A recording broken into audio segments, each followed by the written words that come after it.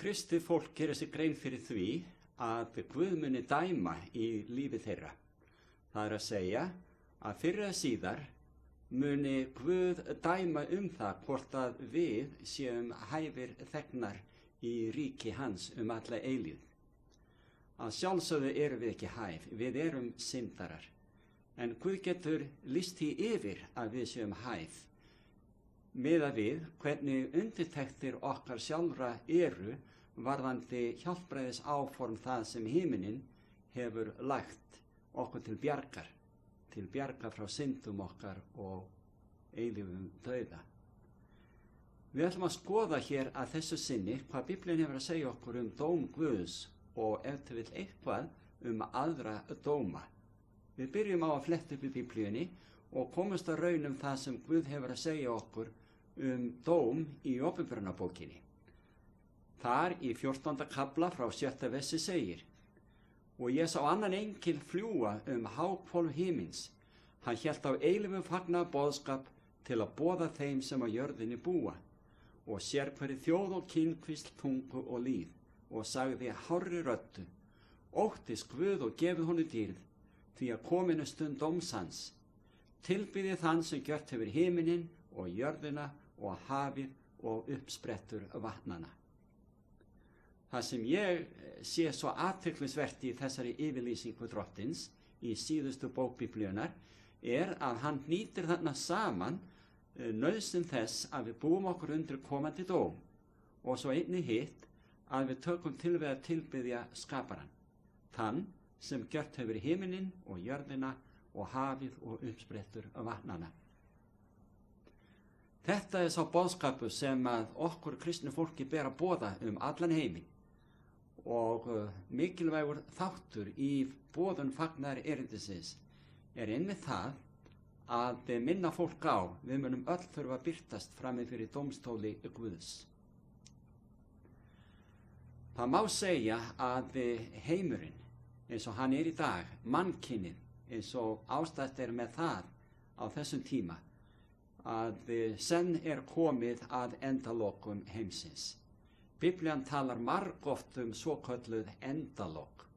Sumir finnst það hlægilegt að boða slíkt, en drottinn gerði það og drottinn fól okkur að minna samferðamenn okkar á það að fyrir eða síðar þá mun Guð ljúka upp reikningi gjörða okkar hér á jörðinni og hann mun kveða upp úr með það hverja honum telur fært að bjóða velkomna inn í dýrð himinsins. Hann getur ekki tekið þá áhættu að friði alheimsins verði spillt öðru sinni eins og forðum þegar Adam og Eva treystu frekar orðum Guðs óvinar en hans eigin. Í Postalasögunni 17. kafla frá 30. versi segir: Guð sem hefur umborið tíðir vanviskunnar boðar nú mönnunum að þeir skuli allir hvarvetna taka sinnaskiptum, því að hann hefur sett dag hann mun dæma heimsbyggðina með réttvísi. Aftur og aftur boðar Biblían að dómur sé í aðsigi. Kannski hann bara þegar byrjaður. En þegar við virðum fyrir okkur Jesú á Golgata, þá komumst við að raunum hversu dýru verði frelsi okkar keypt. Kristur færði fórnina miklu til þess að við mættum lifa og forðast það sem Biblía kallar í Åpenbarunarbókinni hinn annan dauða. Þó að við deyjum núna í þessu lífi, þá þurfum við ekkert að óttast það að segja dauðan, vegna þess að Kristur hefur sigrast á dauðanum og reisur frá dauðum og mun koma aftur til að vekja dána réttláta upp til lífsins. Þegar Kristur dó á krossinum, þá borgaði hann skuldina fyrir okkur. Við syndararnir getum öðlast eilíft líf sem gjöf Guðs til okkar ef við bara viljum þiggja þessa náðargjöf hans. Guðs útrétt hendi til okkar í sáttargjörð. Það sem Guð sé að leitast við, og hann það vissulega, að koma á sáttum milli sín og okkar. Við mannkynið, við brutum heilög lög Guðs. Og svo til að bjarga okkur, að þá borgar hann sjálfur dauðasektina með því að deyja í staðinn fyrir okkur. Svo við þurfum ekki að deyja því sem Biblía kallar hinn annar dauði. Heldur munum við rísum frá dauðum ef við deyjum áður Kristi kemur aftur, eða umbreytumst séum við lifandi þegar hann kemur að sækja fólk sitt. Og við munum lifa þá að eilífu. En ranglátir munum deyja hinnum það sem Biblía kallar hinn annar dauði. Í öðru Korinthubréfi í 6. kafla og öðru versi segir: Á hagkvæmri tíð bænheyrði ég þig, og á hjálpræðisdegi hjálpaði ég þér. Nú hagkvæm tíð, nú hjálpræðisdagur. Við lifum á lánuðum tíma, á lánstíma, og sá tími rennur út áður mjög langt líður, samkvæmt spádómi Biblíunnar. Því að öll teiknin, öll þessi tákntímana virðast leiða það í ljós að Kristur fari senn að koma, þó enginn viti hvenar, en hans koma að nálgast óðum.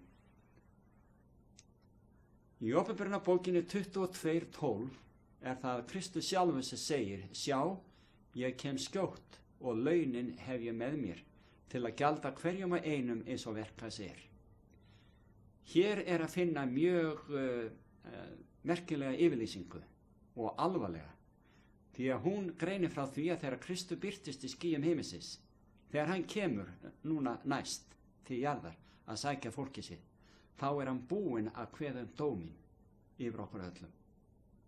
Þá búið að ákveða hverjir eru réttlátir og hverjir ranglátir, hverjir geti gerst þegnar í ríki Guðs og hverjir ekki.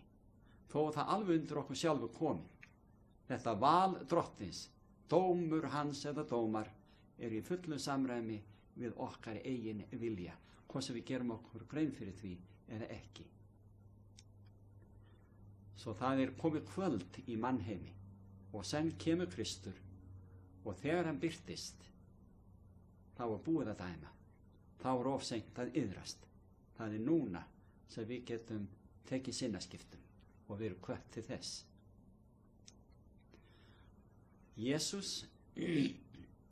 Jesús Kristur sem skapaði heiminn, hann kemur aftur til þess að endurskapa, og hann mun skapa nýjan heim, og í þeim heimi, nýja heimi, endursköpuðum heimi, munum við gerast þegnar ef við höfum þegið náðarboð drottins og meðtekið hjálpræði hans. Í Daníels bók sagt frá því þegar Daníel fékk að sjá í sýn inn í framtíðina það sem Guð vinnur að þessu dómstarfi. Í 7. kafla frá 9. versi lesum við: Ég horfði og horfði, þar til stólar voru setti fram og hinn aldraði settist niður. Klæði hans voru hvít sem snjór og höfuðhár hans sem hrein ull. Eldstraumur gekk út frá honum, þúsundir þúsunda þjónuðu honum og 10.000 10.000 stóðu frammi fyrir honum. Dómendurnir settust niður og bókunum var flett upp. Hér lýst einhverju dómsýn sem að Daníel fékk að sjá gerast inn í framtíðinni. En þessi dómsýn getur þegar verið hafin, vegna þess að þegar Kristur kemur og hann fyrir að koma innan skams, þá búið að dæma. Svo að þá búið að kveða upp örlög allra íbúa jarðarinnar frá upphafi til enda, áður að Kristur kemur. Í Predikaranum í 3. kafla og 17. versi lesum við: Ég sagði við sjálfan mig, hinn ráðvanda og hinn óguðlega mun Guð dæma, því að hann hefur sett tíma öllum hlutum og öllum gjörðum. Það fer ekki á milli mála að Biblían boðar dóm og dóma Guðs. Við þurfum að vera undir þetta búin og dómarnir hefjast eða dómstarfið hefst áður en Kristur kemur og því lokið þegar hann kemur. Svo þegar Kristur birtist í skýjum himinsins og kemur í allri sinni dýrð með öllum englum himinsins, eins og Guðspjöllin lýsa því, að þá búið að ákveða örlögin okkar. Hvar heldur þú að þú sér nú skráður eða skráð í bókum himinsins? Í bók lífsins eða ekki? Það styttist óðum í endalokin. Lúðrarnir munu senn hljóma, eins og því lýst í Biblíunni víða, að lúðrar englana munu hljóma þegar að drottin að nálgast. Dómarnir hafa þá þegar verið uppkveðnir. Dómar sem hafa eilíf örlög okkar allra með að gera. Svo lesum við í Óperunarbókinni 20. kafla í 12. versi. Og ég sá þá dauðu, stóra og smáa, standa frammi fyrir hásætunu og bókum var lokið upp og annarri bók var lokið upp og það lífsins bók. Og hinir dauðu voru dæmdir eftir því sem ritað var í bókunum, samkvæmt verkum þeirra. Hér það svart á hvítu. Það allt skráð í bækur himinsins. Gjörðir okkar, hugsanir okkar, langanir okkar, freistingar og hvað eina sem við höfum gert eða gert af okkur, bæði gott og illt. Það allt skráð. Einhvern tímann man ég eða minnist ég þess, svona fyrir nokkrum áratug síðan, áður tölvurnar komu til sögunar, að þá var það að menn gerðu grína svona yfirlýsingu Biblíunnar og sögðu eitthvað á þessa leið. Já, hvernig ætli Guð getur nú haldið svona skrá yfir þetta allt saman sem allir gera á öllum tímum. Núna á tölvutækni öld, þá held ég að enginn efist möguleikan á því að halda skrá yfir allt. Það að segja fyrir okkur mennina, hvað þá fyrir almáttuna Guð að gera slíkt. Nema við fullvissuð það að við verðum dæmd samkvæmt verkum okkar. Og svo víða í Biblíunni þá kveð upp með það að við munum verða dæmd samkvæmt því sem boðorðin kveða á Og margir líta á boðorðin sem bara boð og bönn.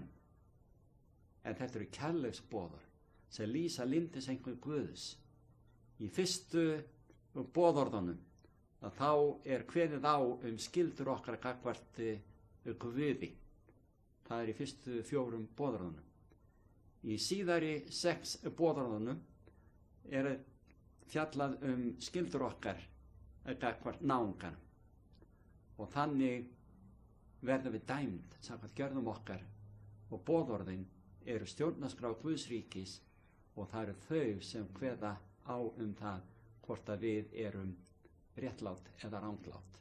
Ekki vegna þess að við höfum verið svo duglega að lifa réttlátu lífi því að við erum syndarar.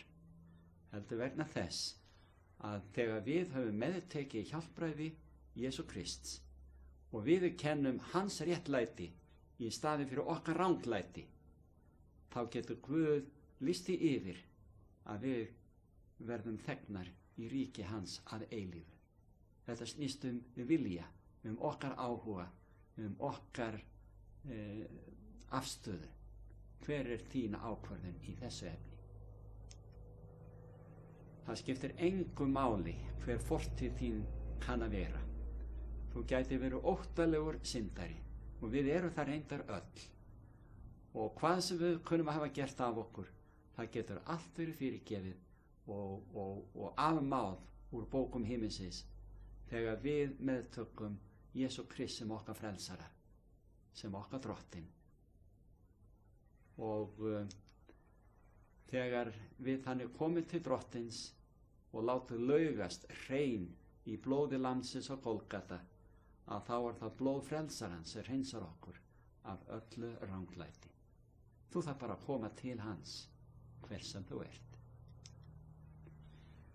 Stundum það að fólk læst inni í fangelsum og menn eru dæmdir stundum til langvarandi dvala þar, stundum til lífláts. En stundum gerist það líka að menn eru náðaðir og þá gefið út náðarbréf eða náðunarbréf og þá hinn viðkomandi seki lýstur frjáls og upp frá því hann sem saklaus vegna þess að hann hefur verið yfirlýstur frjáls. Og þannig það með okkur mennina, okkur syndarana, að við meðtökum náðun hjá Guði og verðum þannig frjáls að eilífu. En Jesús segir, ef þér elskið mig, þá haldið boðor mín. Jesús, hann vill leiða okkur til meðvitundar það að boðorðin 10, þau eru í fullu gildi í dag og þau eru stjórnarskrá Guðs ríkis og þeir sem ekki vilja virða þau hér á jörðu geta tæplega verið boðnir velkomnir inn í himininn til að búa þar að eilífu og spilla þá friðinum þar eins og Lúsífer gerði forðum. Við verðum dæmd samkvæmt gjörðum okkar, en Jesús okkar talsmaður og hann mun geta sagt mitt blóð fyrir Steinþór eða fyrir þig, hversu þú ert, hversu fortið þín kann að hafa verið, ef við bara höfum meðtekið og þegið náðargjöf hans. Allir englar himinsins eru til vitnis gjörðir okkar. Þeir hafa skráð þetta allt saman niður, alla lífsferil okkar og allt stendur þetta gegn okkur á efsta degi, á dómsdegi. En Jesús okkar talsmaður, hann okkar frelsari. Og þegar við stöndum þannig frammi fyrir lögum Guðs, frammi fyrir dómstóli himinsins, að hefur við þá frelsara, mun þú hafa talsmann á himni þegar þitt nafn tekið fyrir í dómi Guðs á himnum. Í Mattheusar Guðspjalli í 25. kafla frá 31. versi lesum við, og þetta eru orð Jesú Krists. Þegar mannssonurinn kemur í dýrð sinni og allir englar með honum, þá mun hann sitja í dýrðar hásæti sínu.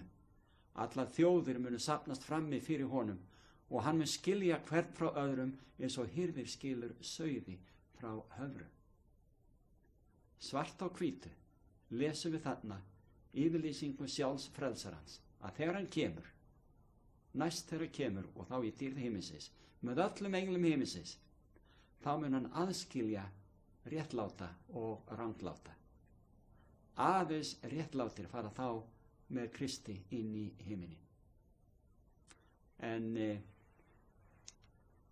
þegar við virðum fyrir okkur krossin, við virðum fyrir okkur hversu mikið Jesús lagði á sig.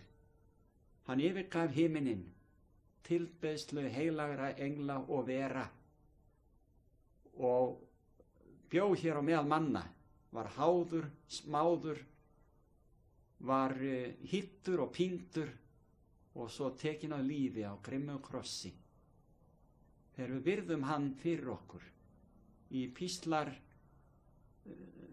reynslu hans hér á meðal okkar mannana, þá hljótu við að viðurkenna að við erum sek og við þurfum á hjálp hans að halda. Við þurfum að njóta þess að hann gerist talsmaður okkur á himni, að hann geti sagt mitt blóð fyrir þig þegar þú kemur upp í dómi himinsins. Sá dómur eflaust þegar hafinn, því að Kristur fer senn að koma og þegar hann kemur þá búið að dæma í máli okkar allra. Það var fundið að því þegar Kristur gaf sig að syndurum og þeim sem voru svona lítilsvirtir í þjóðfélaginu þegar hann gekk hér á jörðu. En við lesum í Mattheusar Guðspjalli 9. kafla frá 11. versi, þar sem að spurt hvers vegna etur meistari yðar með tollindumönnum og bersindugum. Jesús heyrði þetta og sagði, ekki þurfa heilbrigði læknis við, heldur þeir sem sjúkir eru. Ég ekki kominn til að kalla réttláta, heldur syndara. Ó, hversu stórkostlegt að gera sér grein fyrir því að Jesús kom einmitt til þess að kalla syndara, þá sem eru syndasekir, til að kalla okkur.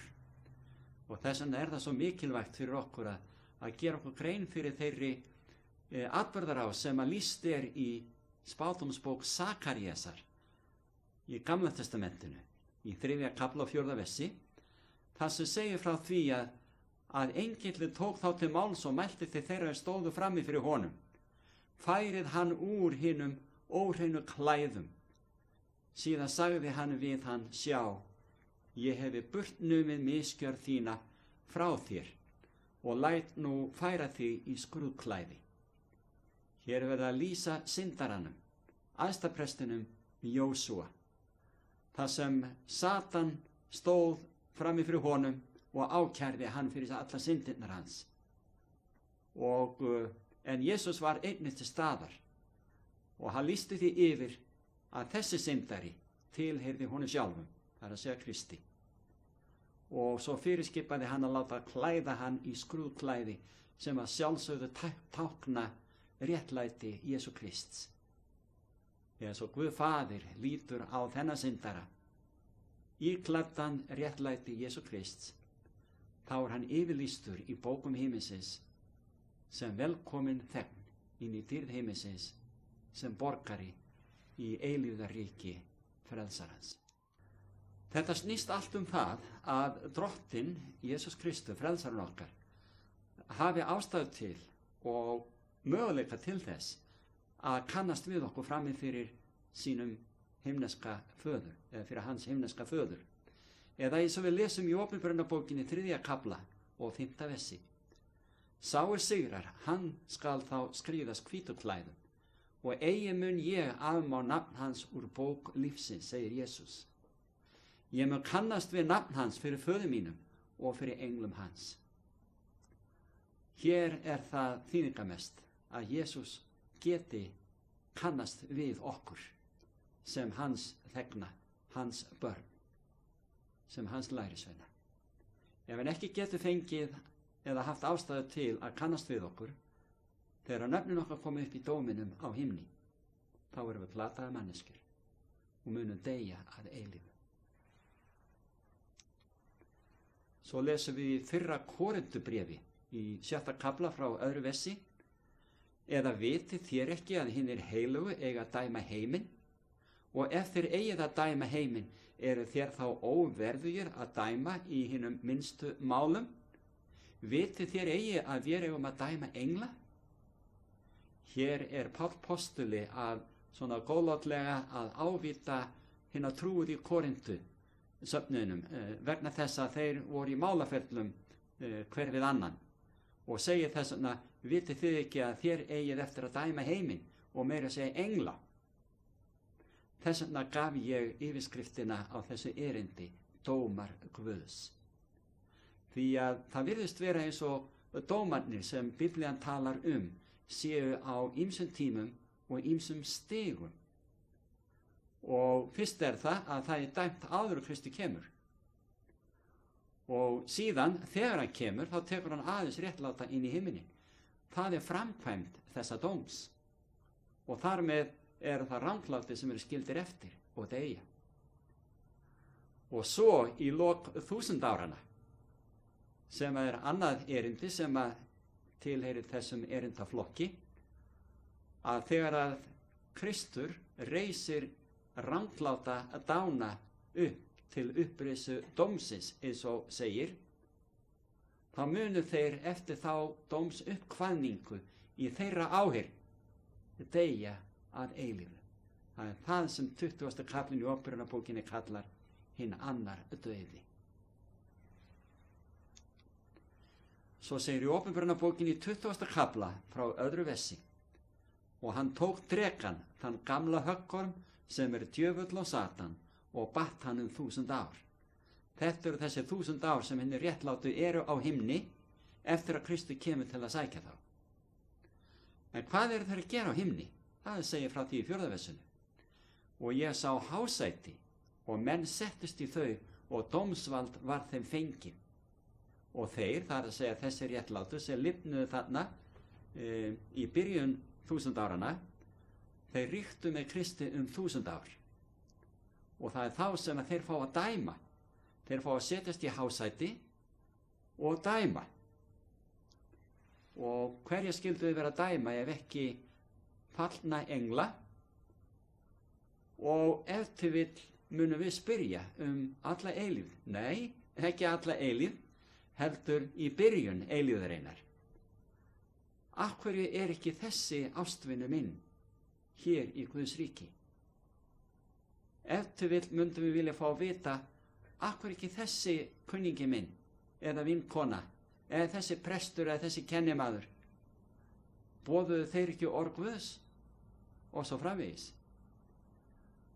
Þá virðist vera að Guð muni opna fyrir öllum þegnum himinsins, öllum réttlátum sem voru teknir inn í heiminin í fyrri upprisunni þegar Kristur kemur að sækja þá, opna fyrir þeim bækur himinsins og þeir geta fengið að skoða og sjá dóma Guðs.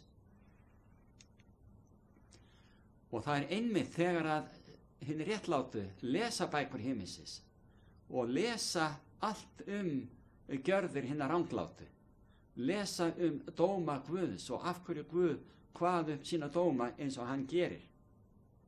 Það þá að við komumst að raunum að dómar Guðs eru réttlátir. Og þið þurfum til með að lesa í Upprunabókinni víða, til dæmis í 4. og 5. kafla Upprunabókarinnar, það sem segir að dómar Guðs eru réttlátir, að Drottinn sé réttlátur. Því að Guð mun ekki útrýma neinum eða afmá neina út úr tilverunni fyrir en að allir á himni og jörðu hafa komist að raunum að dómar Guðs eru réttlátir. Einmitt núna Kristur að undirbúa híbýli sín. Eins og segir í trúarjátningu landsmanna, hann mun koma aftur að dæma lifendur og dauða. Núna hann á himni að undirbúa þessi híbýli, þegar hann búinn að því kemur hann til þess að framkvæma dóminn. Það að segja að þeim hluta til að tekur réttláta með sér inn í heiminin. En það segir í Upprunabókinni 21. kaflanum á öðru versi: og ég sá borgina helgu, nýja Jerúsalem, stíga niður á himni frá Guði, búna sem brúði skarta fyrir manni sínum. Þarna híbýli Guðs í Bíkel, borgin helga, sem stíga niður til jarðar í lok 1000 áranna, eftir að réttlátir búin að vera með Kristi á himnum, rannsaka bækur himinsins, skoða dóma Guðs yfir ranglátum og komist að sömu niðurstöðu á hann. Þá kemur Kristur í 3. sinn og þá til þess að endurskapa þennan heim. En fyrst reisar hann upp rangláta. Og það það sem gerist samkvæmt lýsingu 20. kaflas í Opinberunarbókinni. Ég hvet alla til að lesa þennan merkilega kafla. Því það segir að í lok 1000 áranna muni síðari upprisan eiga sér stað, þegar ranglátir rísa upp. Þegar þeir rísa upp, allir frá upphafi vega, frá fyrstu mannverum til hinna síðustu, þá munu ranglátir rísa upp úr gröfu sínum og þeir ætla að reyna að hertaka borgina helgu, sem þá var rétt nýstígin eða rétt nýkomin til jarðar. Hinni réttlátu inn í borginni. Og það segir í 20. kaflanum að þeir stigu upp á víðan völl jarðar, samkvæmt 9. versinu í Upprunabókinni 20. kafla. Þeir, þessi ranglátu, stigu upp á víðan völl jarðar og umkringdu herbúðir heilagra og borgina elskuðu, en eldur fjall af himni ofan og eyddi þeim. Eldur fjall af himni ofan og eyddi þeim. Þetta hið svokallaði eldstiki eða helvíti sem að Biblían boðar. Það ekki staður sem til að eilífu, þar sem að ranglætir og kvaldir endalaust, heldur þetta atburður sem gerist á þessum tíma í sögu mannkynsins þegar að 1000 árunum lýkur og ný uppreisnir ranglátir ætla að hertaka borginni Helgu, þá verður þeim tortímt í eldi og það hinn annar dauði að eilífu, eins og 20. kaflinn lýsir því einmitt. Guð ætlar að skapa nýja veröld, nýja jörð, og það á þessari nýju veröld, nýju jörð sem að borgin Helga verður, og Drottinn segist alltaf flytja búferlum, því að tjaldbúð Guðs verður á meðal mannana, segir í 21. kafla Opinberunarbókarinnar. Hann mun búa hjá þeim, vera hjá þeim, eins og til að fullvissa þá að hann mun aldrei verða viðskila frá þeim á ný. Það hlýtur að vera stórkostlegt að fá að upplifa það að vera á nýrri jörð, því að hinn fyrri var fullkomin frá hendi skaparans, og við getum vænst þess að nýja jörðin verði það einnig, en syndin mun aldrei koma til sögunar aftur. Ég leyfi mér að hlakka til þegar að Kristur kemur til að endurskapa og gera alla hluti nýja. En það orðið áliðið í mannheimi og Drottinn fer senn að koma. En kæru vinir, þið sem á þetta hlýðið, þið sem hafi fylgst með þessu erindi í máli og myndum, hver ykkar afstaða til alls þess sem himinin að gera til að undirbúa ykkar frelsun, ykkar hjálpræði? Hvað vilt þú gera með Jesú Krist og hans hjálpræði fyrir þig?